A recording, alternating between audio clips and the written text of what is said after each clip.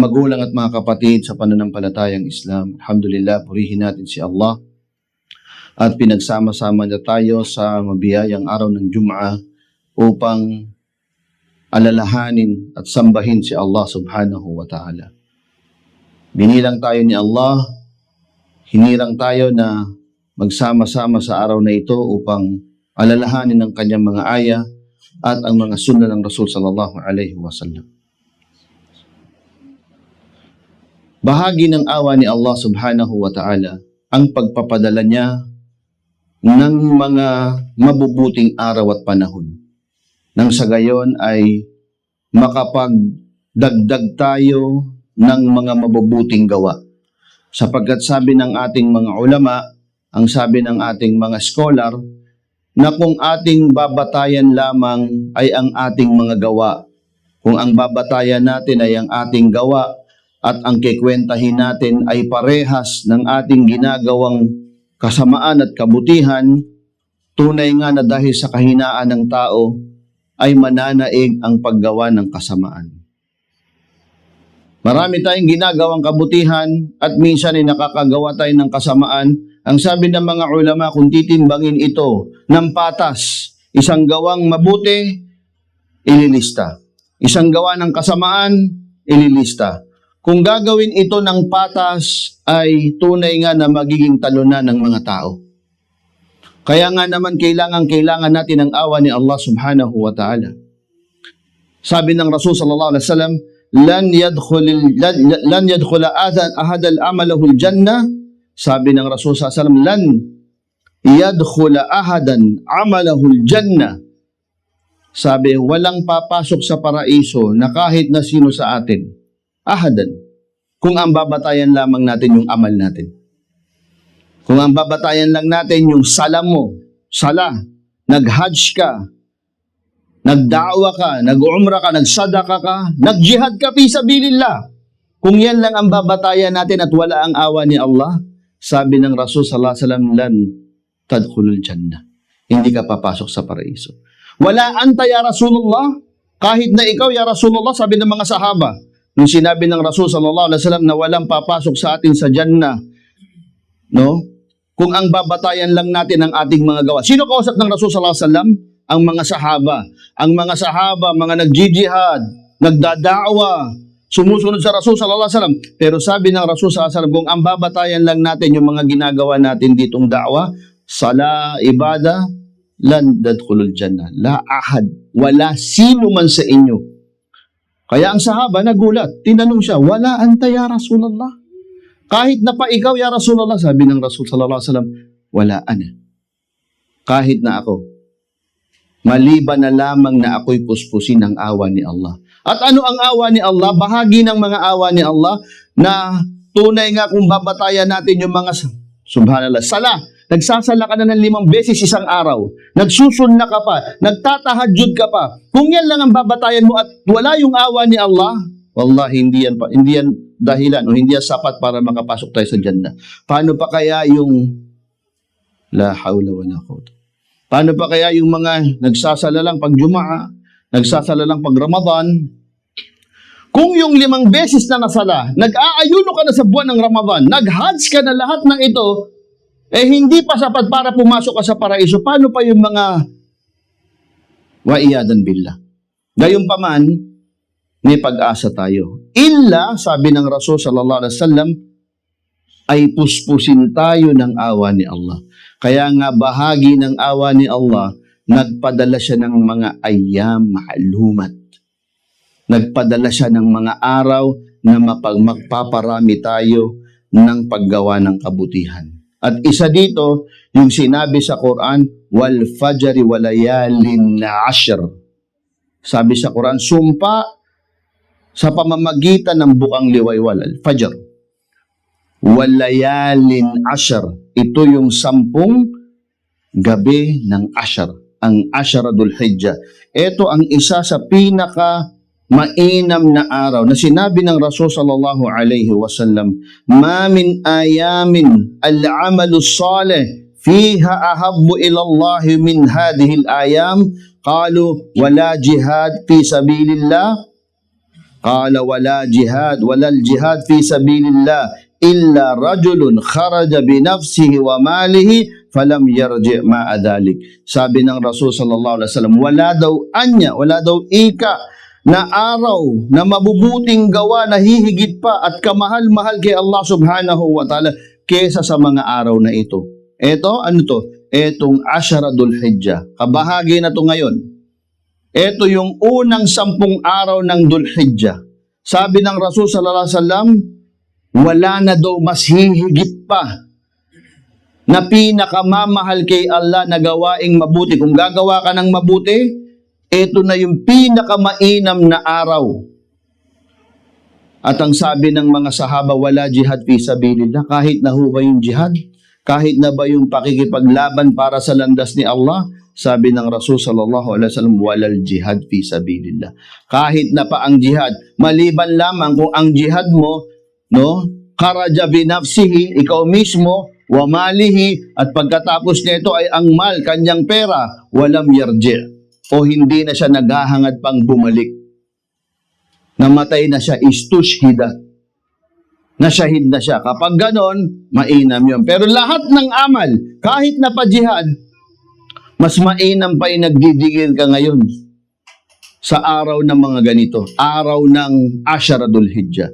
Kaya mga magulang at mga kapatid sa pananampalatayang Islam, etong mga araw na ito, minsan, nabibigyan o napagwawalang bahala natin. Napagwawalang bahala natin na para lang ba siyang natural na araw na hindi nagbibigay ng pagpupunyagi ang mga Muslimin. Oo, sa buwan ng Ramadan, nagpunyagi tayo, naramdaman natin. At ang pinakamainam na gabi sa buwan ng Ramadan, yung tinatawag na last 10 days, last 10 nights, yung gabi na yun ang pinakamainam na mga gabi kasi nandun yung Laylatul Qadr. Ngayon naman, meron naman 10 araw na pinakamainam na umaga. Ito yung Ashara Dhul Hijjah. Kaya dapat ang mga Muslimin sinasamantala ito. Unang-una, sabi ng mga ulama, ang pagpaparami ng pagbabasa ng Quran. Ang sabi, وَيَذْكُرُ اسْمَ اللَّهِ فِي أَيَّامٍ مَعْلُومَةٍ. Sabi sa Quran, at banggitin nila ang pangalan ni Allah. At ang dhikr na sinasabi rin dito na fadkuru minsan ay yung pagbabasa ng Quran. Fi ayyamin ma'lumat. Ang ayyamin ma'lumat, muttafaqun ito ng mga mufassirin na ang ayyamin ma'lumat, ito yung Ashara Dhul Hijjah. Ito yung mga araw na meron tayo ngayon. At sinabi rin ng mga ulama na dadamihan natin ang ating pagtatakbir, pagtatahlil at dhikr. Kaya nga sabi, فَاكْثَرُوا فِيهِنَّ مِنَ التَّحْلِيلِ وَالتَّكْبِيرِ وَالتَّمْهِيدِ. Sinabi ng Rasul sallallahu alaihi wasallam, magparami tayo ng ating takbir, pagpaparami ng alhamdulillah, pagpaparami ng subhanallah. At ang takbir ay may espesyal na gawain sa mga Ashara Dhul Hijjah. Kaso ito yung masasabi nating isang nakaligtaan ng sunnah. Sunnah na hindi na ginagawa ng marami at hindi natin naririnig maliban sa kukunti. Ang takbir, ito yung pagbigkas ng Allahu Akbar, La ilaha illallah, Allahu Akbar, walillahil hamd.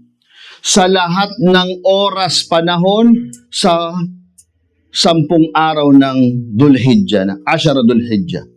Naglalakad ka sa kalsada, nasa sasakyan ka, nasa trabaho ka, lalo na sa mga pagkatapos ng sala, kapag nakaupo ka sa masjid, pero wa iyadan billah, tulang araw na ito, saksi tayo sa atin, sa bawat isa natin, mga katabi natin, wala tayong naririnig na takbir. Wala man lang nag-Allahu Akbar. Ashara Dhul Hijjah. Ang mga sahaba, sabi ng mga hadith, ay ang Madina ay mga aswak niya, ay mga pamilihan, ang mga masjid, halos umuugong sa pagtatakbir sa Ashara Dhul Hijjah. Pero ngayon, magpunta ka sa mga masajid, wa iyadan billah, illa man rahimahullah. Nakakahiya sa mga Muslimin.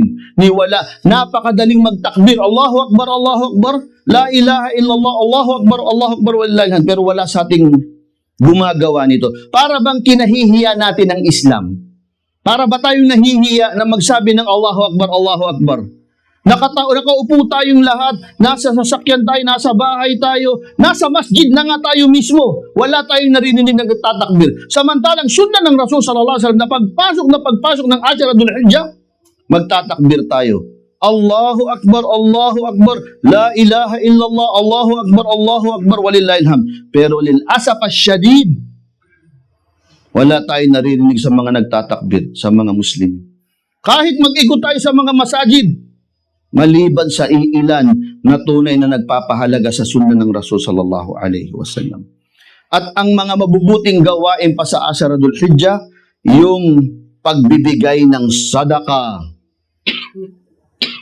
Pagbibigay ng sadaka sa Asharatul Hijjah. Kapag nagbigay ka ng sadaka sa mga araw na ito, iba ang reward kaysa sa mga natural na araw. Iba ang reward. Sabi ng Rasul sallallahu alaihi wasallam sa hadith kanina, ma min ayyam, walang araw na kamahal-mahal kay Allah subhanahu wa ta'ala, nagagawa ka ng kabutihan maliban sa araw ng Asharatul Hijjah. Kaya kung gusto natin magsadaka, ito yung pinakamainam na araw. Lalo na yung mga sadakatun jariyah. Sadakatun jariyah, yung mga sadaka na nagpapatuloy. Yung mga sadaka na nagpapatuloy tulad ng pagtulong sa mga gawaing Islamiko, mga masajid, mga da'wa, activities ng da'wa, ngayon natin dapat ito ginagawa. Hindi kinakailangan malaking halaga. Hindi kinakailangan malaking halaga. Ang kinakailangan natin dito ay ikhlas mula kay Allah subhanahu wa ta'ala. Gayon din, sa mga panahon na ito ay ang pagtatawbah. Pagbabalik loob kay Allah subhanahu wa ta'ala. Kung dati tayong gumagawa ng mga kasalanan, may mga bisyo, isa ito sa pinakamagandang panahon para magbago. Hindi lang sa buwan ng Ramadan, kasi ang buwan ng Ramadan, ito'y bahagi ng awa ni Allah. Nag-Ramadan tayo isang buwan, Masya Allah. Naging masigasig tayo, naging masigla tayo, nararamdaman natin ang iman natin tumataas. Pero pagkatapos ng Ramadan, nararamdaman natin unti-unting bumababa mulit. At alhamdulillah sa awa ni Allah, 2 buwan pagkatapos ng Ramadan, paparatingin niya naman sa atin ang Asharatul Hijjah. Ito yun! Asharatul Hijjah. Dapat tayo magtakbir, dapat tayo magpuri kay Allah subhanahu wa ta'ala. Pagbibigay ng sadaka, pagbabasa ng Quran, at kabilang dito ay ang pagbabalik loob kay Allah subhanahu wa ta'ala. Isa pa, sa mabuting gawain sa Asharatul Hijjah ay ang pag-aalay ng udhiyah. Udhiyah. Kurban. Ito'y nininiyat sa panahon na ito. At merong mga tukoy na mga ahkam, mga pagbabatas kapag tayo ay nagniyat dito. Pero isa ito sa pinakamagandang gawain sapagkat sa Asharatul Hijjah, dito kasama ang Hajj. Dito kasama ang Hajj. At dito ay inaalala natin ang ating mahal na propeta na si Ibrahim alayhi salam at si Ismail. At dahil dito ay nagiging tradisyon ng mga Muslimin ay ang pag-aalay ng udhiyah sa mga panahong ito, insyaAllah.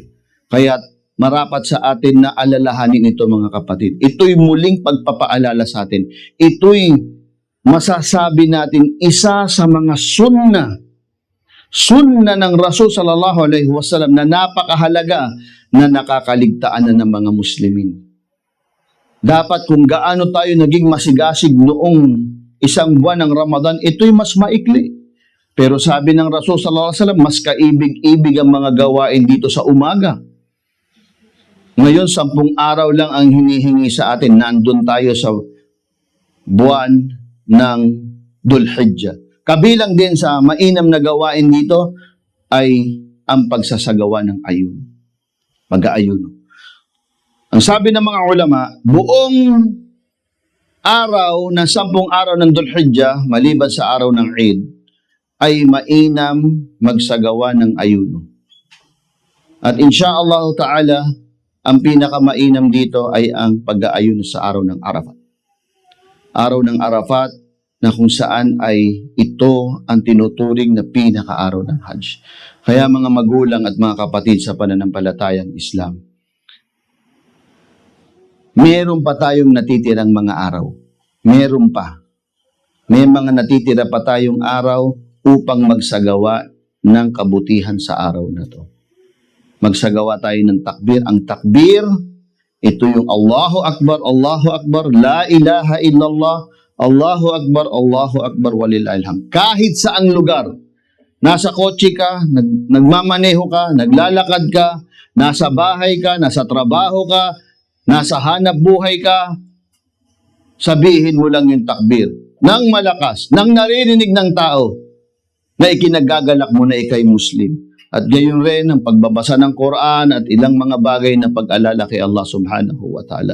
At nawa ay makuha natin ang awa ni Allah subhanahu wa ta'ala. Makuha natin ang mga biyaya na laging inihahanda ni Allah subhanahu wa ta'ala sa mga araw na ito. Wa aqulu qawli hada wa astaghfirullah li wa lakum wa lisa'il muslimina min kulli dhanbin fastaghfiruhu fa innahu huwal ghafurur rahim. Qala Rasulullah sallallahu alaihi wasallam, Siyamu yawmu Arafah ahtasibu alallahi an yukaffir as-sana allati qablahu wa sanata allati ba'dahu. Qala Rasul sallallahu alaihi wasallam, ang pag-aayuno daw anya sa araw ng Arafah ay inaasahan ko kay Allah na maging kapatawaran para sa nakaraang taon at susunod na taon. Rawahu Muslim. Sabi ng Rasul sallallahu alaihi wasallam, ang pag-aayuno sa araw ng Arafah. Ang araw ng Arafat, ito ay ang ikasyam ng Dhul-Hijjah. At ito ay tatapat sa taon natin na ito sa ika-26th ng Mayo. Ang Eid, 27. So, ang sabi din ng Rasul sallallahu alaihi wasallam, Al-Hajj Arafah. Al-Hajj Arafah. Ang tunay na pagpasok ng Hajj ay pagpasok ng Yawm Arafah. Ito ang Hajj. Sabi ng Rasul sallallahu alaihi wasallam, sa mga nagha-Hajj, nandun sila. Nandun sila sa lugar ng Arafah para gawin ang mga pinag-uutos na gawain para sa Hajj. Ang mga dua, ang pananatili sa Arafah, pakikinig ng khutbah, at makuha nila ang malaking gantimpala roon.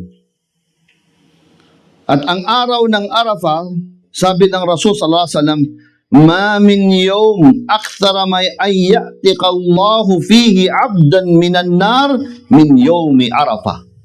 Sabi ng Rasul sallallahu alaihi wasallam, walang araw na maraming pinalalaya ni Allah, na mas maraming pinalalaya si Allah mula sa impyerno kesa sa araw ng Arafah. Wala daw anyang araw, maming ayyam.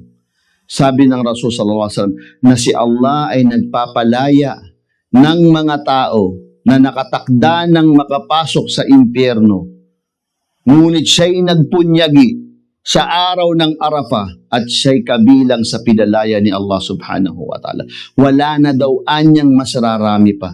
Kaya sa araw ng Arafah, kung nasayang natin tong araw na ito, sa raming palalayain ni Allah subhanahu wa ta'ala mula sa impyerno at hindi mo naramdaman ang sarili mo na isa ka sa kabilang dito. Bakit? Pag hindi ka nag-ayuno, hindi ka nag-zikir, hindi ka nag-takbir, at pinabayaan mo lang dumaan ang Yawm Arafah at wala kang pagpupunyaging ginawa, hindi natin masasabi na kabilang tayo sa palalayain ni Allah subhanahu wa ta'ala sa impyerno sa mga araw na ito. Kahit na pa, sinabi ng Rasul sallallahu alaihi wasallam, ma min ayyami aktharu man ayyatika Allah finnar, sa impyerno sa araw na ito. Kaya samantalahin natin ang mga araw na ito na magsagawa tayo ng maraming kabutihan. Sinabi pa ng Rasul sallallahu alaihi wasallam, kita natin kabutihan ng Yawm Arafah. Inna Allah yubahi bi ahlu Arafat ahlus sama. Sabi, tunay na pinagmamalaki ni Allah ang mga tao sa Arafah sa mga naninirahan sa kalangitan. Ang sabi ng mga tafsir dito, ipinagmamalaki ni Allah subhanahu wa ta'ala ang mga nasa Arafat. Sa Arafat, ikasyam ng Dhul-Hijjah, maghahad sila ron. Magpupuntahan ng mga Muslimin doon, milyon-milyon, at nakikita sila ni Allah. At pupurihin sila ni Allah sa harap ng mga milyong-milyong mga malaika. Sasabihin ni Allah subhanahu wa ta'ala, yan ang aking mga alipin. Nanggaling sa iba't ibang lugar, naghirap para magpunta rito, at patatawarin ni Allah subhanahu wa ta'ala ang kanilang mga kasalanan. Ngunit sa atin, na mga hindi nakapaglakbay patungo sa Hajj, na natili dito, ay meron pa rin sa atin inihanda si Allah subhanahu wa ta'ala. Alin? Yawm Arafah. Pag tayo ay nag-ayuno, sabi ng Rasul sallallahu alaihi wasallam, nag-ayuno tayo sa araw ng Arafat, ay patatawarin ni Allah ang ating mga nakaraang kasalanan, 1 taon, at parating palang nakasalanan na 1 taon. Allahu Akbar. Yan ang kabutihan inihanda ni Allah. Pag nag-ayuno ka sa araw ng Arafat, kahit yung mga kasalanan gagawin mo pa lang, ay patatawarin na ni Allah subhanahu wa ta'ala. Takhayyal na mag-aayuno ka ngayong Yawm Arafah at patatawarin ni Allah yung parating mo palang kasalanan at yung nakaraan mong kasalanan at sa susunod na taon, mag-aayuno ka uli. Wallahi subhanallah, tunay nga nakabilang ka sa palalayanin ni Allah sa impyerno. Mag-ayuno, magtakbir, magbasa ng Quran, Yawm Arafah, Asharatul Hijjah, nandito pa tayo sa Asharatul Hijjah. Magtakbir tayo, magsadaka tayo. At insyaallah, tatanggapin ni Allah subhanahu wa ta'ala ang ating mga panalangin. At isa pa sa kabutihan ng Yawm Arafah, nandito ang izza ng mga Muslimin. Nandito ang dignidad ng mga Muslimin. Araw ng Arafah, sa panahon ng Rasul sallallahu alaihi wasallam, nang ginawang ganap ni Allah subhanahu wa ta'ala ang relihiyong Islam. Nasa Yawm Arafah ang Rasul sallallahu alaihi wasallam, nasa plain ng Arafah, nang sinabi o binaba ang revelasyon na al-yawm akmaltu lakum dinakum wa atmamtu alaykum ni'mati wa raditu lakumul Islam dinan. Yung ating pinagmamalaking aya ng Quran na naggaganap sa Islam, na itong araw na ito ay ginawang kumpleto ang inyong relihiyon. Wa atmamtu alaykum ni'mati, at binuhos ko rito ang aking ni'ma, sabi ni Allah. Wa raditu lakumul Islam dinan, at pinili ko ang Islam para sa inyo bilang maging uri ng inyong pamumuhay. Kailan ito naganap? Yawm Arafah. Araw ng Arafat nang galing. Naganap ito. Kaya kailangan natin maramdaman ito. Asharatul Hijjah. Sa Ramadan, nagawa natin yon, dapat ginagawa rin natin sa panahon ngayon. Yung ganong pangraramdam sa sarili natin pagdating sa Asharatul Hijjah. At insyaallah may mga panahon pa tayo. Mula ngayon, ang pagtakbir, sadaka, Quran, insyaallah ay tanggapin ito ni Allah subhanahu wa ta'ala. Iduan natin na nawa ay ibilang tayo ni Allah subhanahu wa ta'ala sa mga tagumpay sa Asharatul Hijjah. Ibilang ni Allah subhanahu wa ta'ala ang ating mga mahal sa buhay na nag-hajj, na tanggapin ito ni Allah subhanahu wa ta'ala. Pag-ingatan nawa ni Allah subhanahu wa ta'ala ang ating mga kapatid na mga Muslim sa hajj, at gayon rin isama natin sa ating mga dua ang kalagayan ng mga Muslimin ngayon sa buong Pilipinas. Mga Muslimin, iduan natin na nawa ay maging mapayapa ang mga Muslim sa Pilipinas, pangalagaan sila ni Allah subhanahu wa ta'ala. Iduan natin na nawa ay tanggapin ni Allah subhanahu wa ta'ala ang ating mga pagpupunan.